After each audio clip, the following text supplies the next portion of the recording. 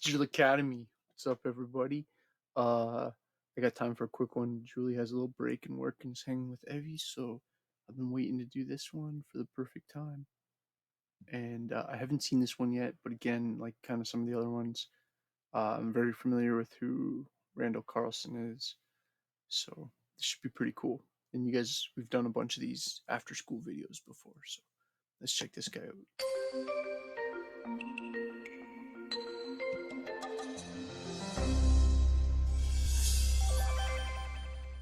There Love you has guys. been some kind of a universal system at use in the ancient world.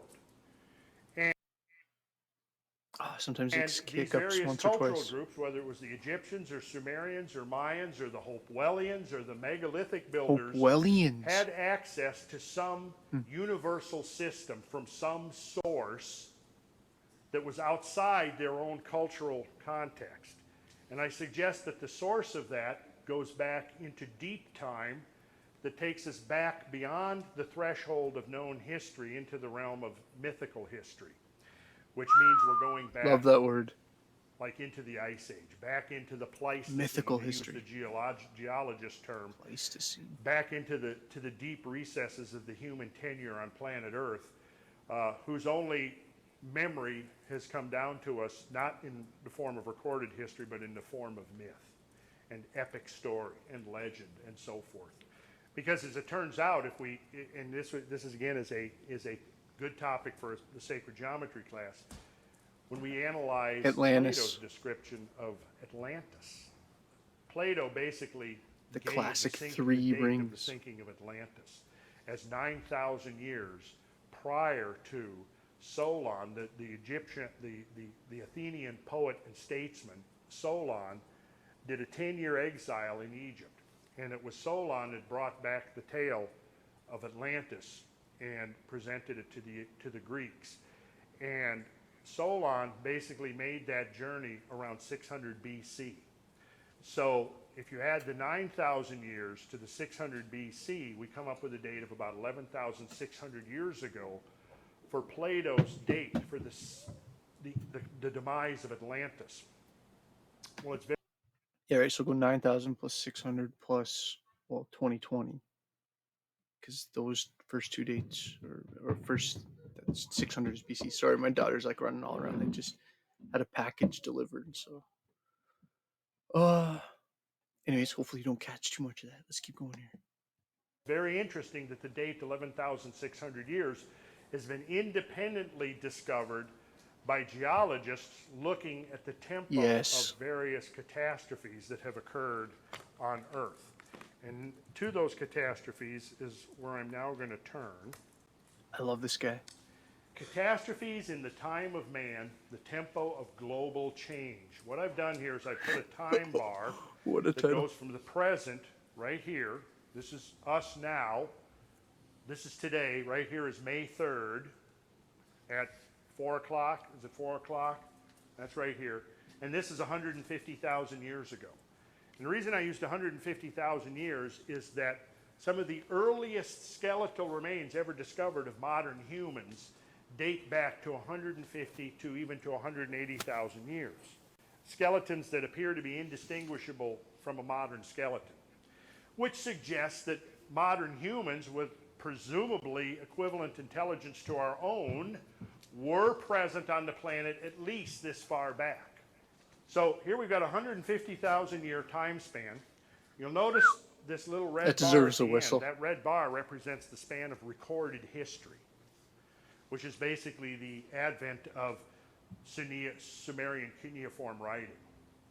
So Yes, check out that cuneiform writing. So if you're in my digital literacy class, remember I showed the video about the Epic of Gilgamesh. if it turns out that there were modern humans living through this whole span of time, why is there no history? Well, now you got to do is turn to these various things that I've put on here. These are events that have occurred. And I used a certain criteria for these events. And here's the criteria I used. I began studying the record of geological change, climate change, So he's explaining now kind environmental of change. And I what focused on, how oops, he's explaining now like how things made that chart, right? So he's going from the beginning, earliest human skeleton to now, and he's put these kind of what he's calling these kind of monumental global events that have happened. events that could be considered catastrophic. And catastrophic Whoa. to the extent that were an event of an equivalent magnitude to occur now, it would basically end civilization as we know it. That's the criteria I use. What would be the magnitude of an Okay, so that's super important, right? Because his criteria is he talks like a scientist, because he is one, but his criteria, what he's meaning is like the the only way something made that list is if it would have happened today, it would wipe things out. Right? So it's not minor things. It's all Noah's flood kind of event level that it would things. take to terminate our modern industrial civilization? That's the criteria that I used. Then I began to search through the record of all of the events that would be of that magnitude or greater. So I encourage you to pause this And the and look events into that I any found of so those far things. have been Google any entered of those. onto this graph, and they're listed all here. You can see them. And how many do we have here? And this is not complete necessarily, but we have at least 1, 2, 3, 4, 5, 6, 7, 8, 9, 10, 11, 12, 13, 14, 15, 16 of them in 150,000 years. So at least 16 times in the last 150,000 years, there have been climate or environmental or geological catastrophes powerful enough that were they to occur today, would essentially put us back into the Stone Age. That's Would insane. essentially, if you think about some of the small catastrophes we have seen in the last few years, from the destruction of New Orleans to the great tsunami, to some of the big earthquakes that we've seen, New Orleans is still not recovered. But you've got to imagine what would happen if an event that was one order of magnitude greater than Katrina happened. By that I mean 10 times worse. Let's say One that order we of had magnitude 10 equals cities 10 decimated times. to the extent of New Orleans. We could certainly recover from that, but it would be a major effort to do so. Now what if we were talking about 2 orders of magnitude? Let's say, to put it into a rough equivalency, an event that could cause the decimation of 100 major urban areas. Could we recover from that? Questionable. Now let's go 3 orders of magnitude. And now we're talking about the equivalent of 1,000 major cities completely decimated. Right? One Okay, major at city, that level, 10, 3 orders of 100, magnitude. 1,000. That's Orders what of these magnitude. are. Those are events that essentially would be 3 orders of magnitude.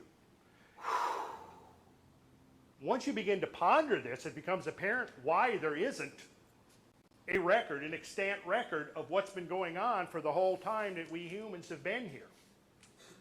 Now, That's a at this point, you mind-blowing idea. probably haven't tied this in with what we've been saying before, other than I'll point out a few things to you that should be onset of the late Wisconsin Ice Age, 26,000 years before present. Remember the great year and the precessional cycle? Add about 80 years to that, and we've got 26,000. Of course, 26,000 you could figure plus or minus a few centuries. Now, you come through that cosmic clock that I showed you, right? Halfway to the cusp of the age of Leo. 12,900 years ago, roughly. And what happened? We have something that happened 12,900 years before. Is this Noah's flood or what? Onset of the Younger I'm Dryas just waiting for him climate to say that. catastrophe, first phase of the megafaunal extinctions. So I've always hated the word megafauna. I think it is so I don't know. It just doesn't. It's one of those words that doesn't really suggest what it means. You wouldn't, if you didn't know, you wouldn't think that megafauna meant like saber-toothed tigers and woolly mammoths. It basically means like the large mammals, right? Not the little fauna, like the megafauna, the big species. There's probably a more technical definition, but there's a reason why he says megafauna and it's a mammoth in the picture. Now here what I've done is I've entered some green dots. Now look at what the green dots are. The green dots are basically derived directly from the model of the great year, based upon cycles of 6,480, 12,960, and then 25,900. So just a quick note to my students watching this: we're obviously jumping in the middle of a much longer PowerPoint where he seems to be talking about time in general and how we make sense of time and how we make sense of not just human time but geological time and time of the planets and time of history at a more, it sounds like he's going super big picture and we're watching a segment of this, and it sounds like at this point he's kind of connecting this timeline with what he's been talking about in general. So you probably already know that, but just to, if you're losing his train of thought a little bit here, I could understand if you've never heard of Randall Carlson before. Um, if you're interested in this guy, though, I highly recommend just watch his interview on the Rogan show. It's fantastic. 20. And you'll notice how high of a correlation there is between the tempo of events, the actual events Like this part, that have been derived by scientists without any reference to this great year model at all. He must have been talking about this timing earlier. Of these ages of the world. Remember the 6,480 years, that was the bull, the lion, the eagle, and the man. And according to the traditions, each of those seasons of the great. Now, keep in mind when he's referencing this, I guess you would say zodiac kind of stuff. Remember, this stuff is kind of like pre-Christian European religion. That it's not the horoscopes you read in the newspaper today. That this has a deep connection with astronomy, the study of star placement and stuff like that, and so much of the calendar. So he's obviously looking at these like cycles of time. Yeah, this whole PowerPoint would be interesting to track down if he has this full thing on YouTube somewhere. Year is inaugurated by some type of a great event, a transformative event, a catastrophe, if you will. And what I've done here is I have developed a data set that shows the correlation. It certainly seems from a study of this graph that these intervals, these event nodes as I call them, the susceptibility of something happening goes up exponentially for a short period of time. Here's the analogy that I have used. You're out driving along a quiet country road. You've got it on, cruise control. You're kicking back. You're listening to some tunes. You're not paying much attention. You're talking on your cell phone. Not much traffic. Okay, now you come up to a major highway. And cars are like this. Well, you're crossing that intersection, and while you're crossing that intersection, now suddenly you got to put your cell phone down and start paying attention, because if you don't, you're going to get T-boned, right? Well, obviously, you've got your whole journey, and each time you cross an intersection of a major highway, the potential of a catastrophe increases considerably over what it would be while you're out there on the lonely country road. Well, you see, our planet is on a cosmic highway around the galaxy. And we're now beginning to understand the fine structure of the galaxy, and we realize that there is a pattern and an order to it. And there's a tempo of these orbital revolutions. There's a tempo of the galaxy. And there's a wave pattern of the Earth moving up and down, above and below the galactic plane. And within that, there are suborbital cycles as well.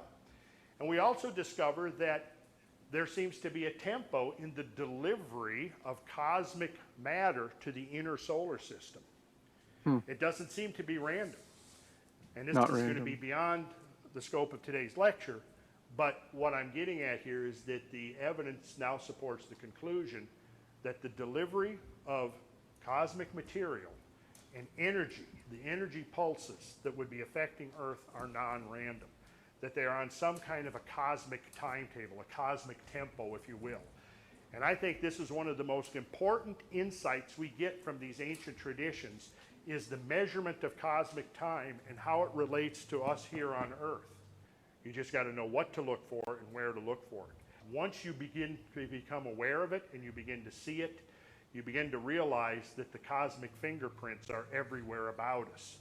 We're in fact living in and upon the wreckage of the former worlds.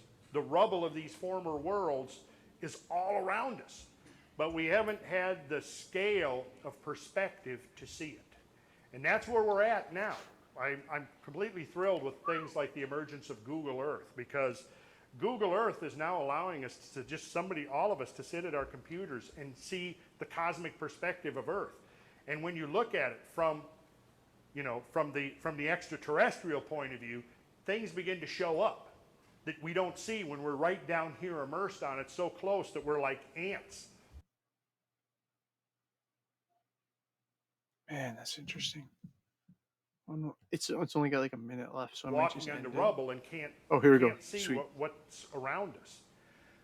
But we It's getting do a bit see glitchy, but that we literally have built our own world and our own social system on top of and out of the wreckage of former worlds.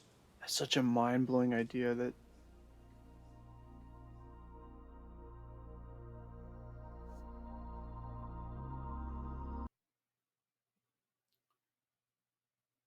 I love that guy, man. Talk about a guy that'd be cool to have a beer with. He's a buddy of Graham Hancock. And again, if you have a few hours and you're just cleaning the house or something and you want to just throw on an amazing podcast, one of the best podcast episodes ever, would be like just Google Joe Rogan, this guy's name Randall Carlson, Graham Hancock. I've done at least one Graham Hancock video already, and yeah, that's an awesome one. Another awesome one that I want to do a little intro video to and encourage you guys to watch just because it came to my head is Hardcore History, Thor's Angels. So if you wanted to YouTube that, that's an amazing. That's probably my vote for the best podcast episode ever, and that's Hardcore History, Dan Carlin. Anyways, I hope that that was cool for you, and yeah, mind blowing a bit, and hopefully just made you think a little. Since this is going through its end of video freeze, if you check that on the right there, you can see it says "Why don't countries use the color purple?" That's an interesting video too, about how purple used to be this highly sought after, highly expensive dye that used to be restricted mainly just to royalty.